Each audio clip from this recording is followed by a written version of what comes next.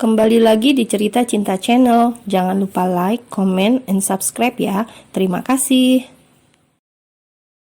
Karena hari ini adalah hari Jumat dan di penghujung minggu, weekend kali ini Ibra mengajaknya untuk menginap di apartemen.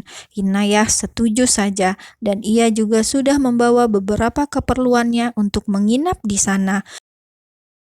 Mereka sudah tiba di perusahaan, sedang menikmati sarapan bersama. Besok Ridwan dan Yasmin mau main ke apartemen, kamu bolehin nggak? Tanya Ibrah. Pertanyaan seperti apa itu? Tentu saja boleh. Dengan senang hati, Inayah bisa bertemu dengan Yasmin di luar perusahaan. Ya boleh dong mas, Yasmin kan sahabat aku. Gimana kalau besok aku dan Yasmin masak bersama?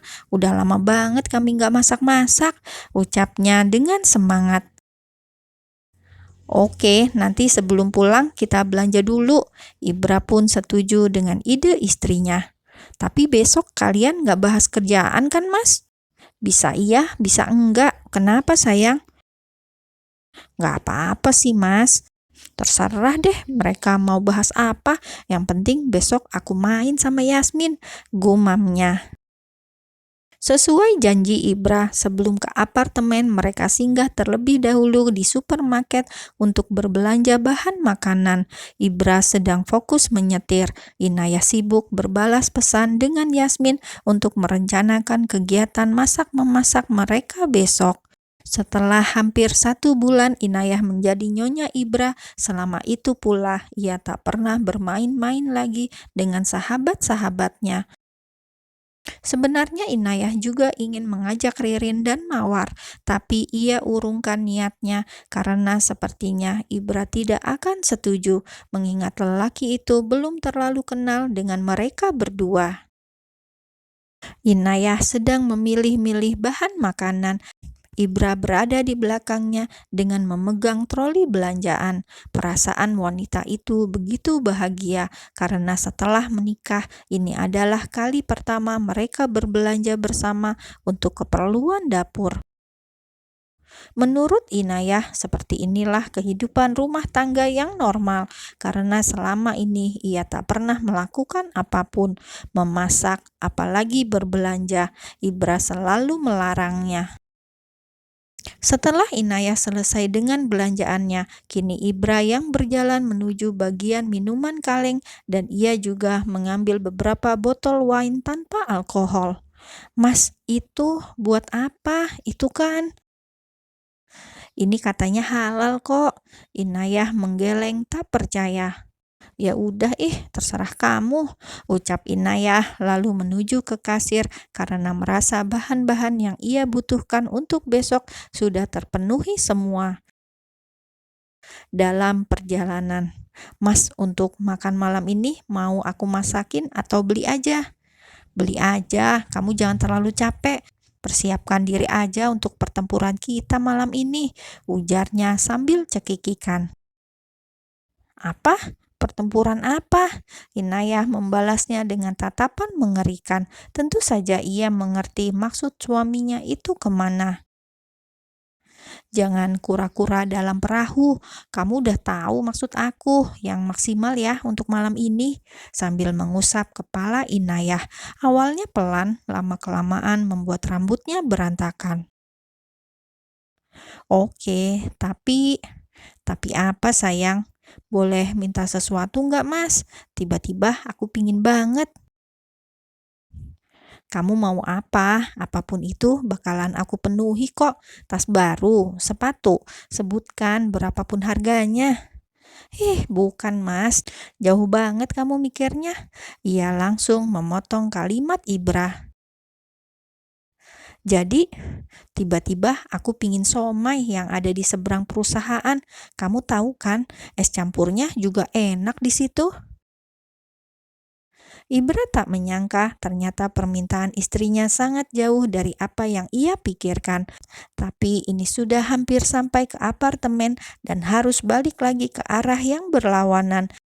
Ditambah lalu lintas sore menjelang malam yang sangat padat.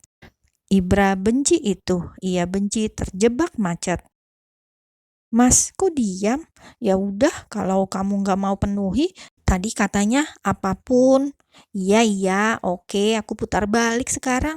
Tapi kamu lihat sayang, ini tuh macet banget. Lagian kenapa nggak dari tadi sih sebelum pulang? Nada bicara Ibra mulai tinggi. Bagaimana tidak? Harus memakan waktu berapa lama lagi untuk tiba ke sana? Ini tuh pinginnya mendadak, Mas. Kalau dari tadi, ya pasti aku bilangnya tadi kok sebelum kita pulang. Ya udah Mas, kalau kamu ngeluh nggak jadi, aku nggak apa-apa kok. Nanti masak mie instan aja. Sudah bisa dipastikan wanita itu sangat kecewa, terlihat dari raut wajahnya. Melihat itu, mana mungkin Ibra tega. Enggak kok sayang, aku nggak ngeluh, senyum dong. Ini sekarang kita ke sana ya. Sudah mencoba merayu, tapi Inayah hanya membalasnya dengan anggukan tanpa senyum. Entah dari mana Ibra bisa belajar sabar.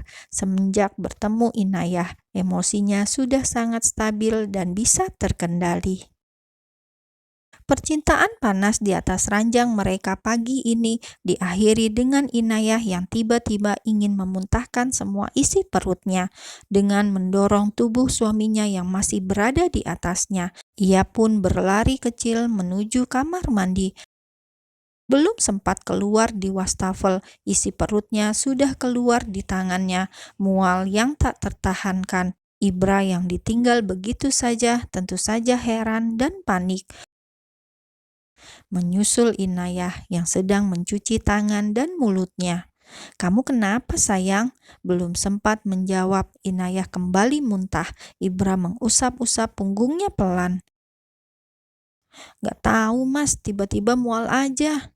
Apa aku terlalu kasar?" "Enggak kok Mas." "Jangan-jangan ini karena somai tadi malam. Kamu keracunan sayang. Kita ke dokter sekarang." Inayah segera berbalik mendengar itu. Segera ia terkekeh. Mana mungkin keracunan? "Gak usah Mas, kalau aku keracunan harusnya kamu juga. Kan kamu juga makan." Cicitnya sambil membasuh wajahnya dengan tisu, lalu meraih jubah mandi dan segera memakainya mengingat tubuhnya yang masih polos. "Dalam situasi begini kamu masih bisa hahaha ya? Aku panik lihat kamu." Ibra masih berdiri tepat di depan pintu kamar mandi. "Palingan aku cuma masuk angin. Lagian tadi malam ruangan kamar dingin banget. Aku mau naikkan suhunya, nggak kamu bolehin. Aku kan nggak tahan dingin, Mas." Jelas Inayah sambil mendorong tubuh Ibra agar keluar dari kamar mandi. "Aku mau mandi, Mas." "Kamu yakin nggak kenapa-napa?" "Iya Mas, lucu banget muka kamu panik begitu." Wanita itu kembali menertawakan suaminya. "Ya udah, selesai mandi kamu istirahat aja, tidur lagi biar aku yang masak sarapan." "Yang benar Mas, kamu yang masak." Inayah membulatkan matanya tak percaya. Kapan lagi makan masakan bos yang sekarang sudah menjadi suaminya? "Iya sayang." Setelah Ibra keluar, Inayah yang sudah menutup pintu kamar mandi kembali membukanya. "Mas Ibra sayang," panggilnya pelan. "Kenapa lagi Nayah?" "Ih, kok Nayah sih? Kalau kamu pingin manggil aku dengan sebutan nama, panggil Ina aja Mas, jangan Nayah, aneh," omelnya. "Aku mau beda dari yang lain sayang, ada saja alasannya." "Ya udah, terserah kamu Mas, masakin mie rebus aja ya, aku lagi pingin makan yang panas dan berkuah." "Iya Nyonya." Inayah tersenyum senang mendengar jawaban itu. "Dari kemarin banyak banget pinginnya," gumam Ibra sambil memegang tengkuknya. Selesai mandi, Inayah mengenakan daster rumahan yang menurutnya sangat nyaman sesuai titah suaminya. Ia kembali merebahkan dirinya di ranjang. Ia berbaring miring sambil menikmati pemandangan langit biru pagi itu dari jendela yang lebar tepat di hadapannya. Sementara Ibra berada di dapur dengan mengandalkan sedikit keahlian memasaknya saat masih tinggal di New York. Ia memasak mie rebus sesuai permintaan istrinya. Nyatanya Inayah tidak bisa tidur lagi. Berulang kali ia mengubah posisinya. Akhirnya ia memilih bangun dan hendak menuju dapur, ingin menyaksikan lelaki itu memasak. Tapi sebelumnya ia bercermin untuk memastikan bagaimana penampilannya. Meski hanya berdiam di apartemen dan tidak kemana-mana, Inayah tetap memoleskan lipstik di bibirnya. Karena ia pernah mendengar bahwa seorang istri harus tetap berdandan untuk suaminya meski hanya di rumah saja. Ia penasaran dengan dagunya yang sejak malam tadi sedikit sakit dan berdenyut jika digerakkan. Ternyata jerawat sedang singgah di wajahnya dan mulai membesar. Ya ampun, terakhir jerawatan waktu SMP. Kenapa sekarang muncul lagi? Pantesan aja sakit. Setelah menyisir rambutnya dengan rapi, ia berjalan menuju dapur. Enak banget aromanya. Kamu beneran bisa masak ya, Mas? Kalau udah nyicipin, nanti kamu pasti ketagihan, ujar Ibrah dengan percaya diri sambil memasukkan potongan-potongan sawi yang sudah ia rajang. Aku kira cowok yang bisa masak itu cuma ada di film dan di drama Korea, tapi ternyata ada di dunia nyata. Lagi-lagi ia tertawa cekikikan. Entah kenapa pagi ini suasana hati Inayah sangat baik sekali, seperti ada aura-aura kebahagiaan pada dirinya. Ibra tersenyum. Ya mungkin kalau kamu nikahnya nggak sama aku, itu nggak bakalan ada, karena cuma aku yang bisa begini. Iya mas, betapa beruntungnya aku ya. Tak mau mengecewakan Ibrah, Inayah menjawab seperti itu. Ibrah sudah menyajikan 2 mangkok mie di meja makan. Tak sabar, Inayah langsung mencicipinya. Gimana rasanya sayang? Enak sayang, tapi ada yang kurang. Inayah menuju dapur mengambil botol saus sambal sebelum ia berhasil menuangkan saus sambal itu ke mangkuknya.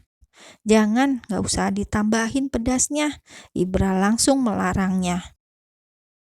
Kenapa sih mas? Kamu kan tahu aku suka pedas. Pokoknya jangan, ini udah enak kok.